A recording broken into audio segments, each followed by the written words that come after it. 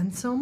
How did you prepare to play Joshua and to be ready for that Formula One universe? So before I had the part, I trained in simulators somewhere in California.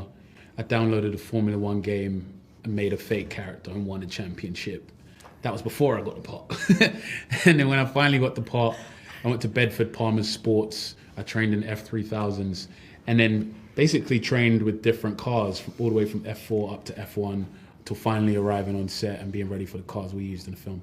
Kerry, how was the experience of working with Javier Bardem and Brad Pitt and everyone? I was really excited to work with Javier because I was glad that they picked such a great actor for that role. I feel like it added another layer to the movie because he's, able to be such a dynamic actor. And working with Brad was, a dream come true. Of course, he's like a movie star.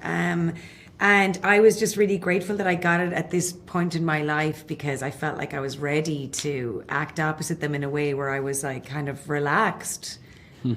Yeah. Were you fans of Formula One before making this film? And if not, what have you learned? I wasn't a fan. I didn't know anything about it. I mean, I just grew up in Ireland and I just didn't see it.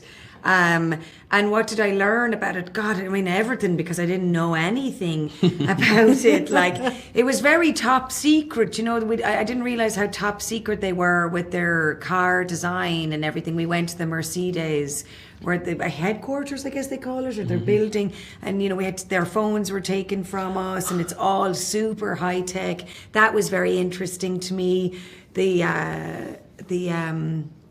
Yeah, just the level of intelligence, I suppose. The amount of people, the smart people that worked on it was fascinating. I knew a little bit about Formula One from going to the odd race, but after doing the movie, the biggest thing I've taken away from it is just how much of a team effort that goes into the races and the cars. It's not just that one driver who's racing and fixing the cars and putting on the track. It's like thousands of people.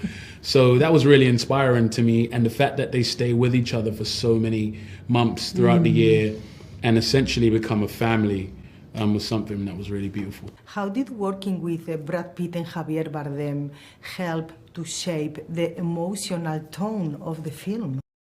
The friendship between their characters is kind of the core of this movie.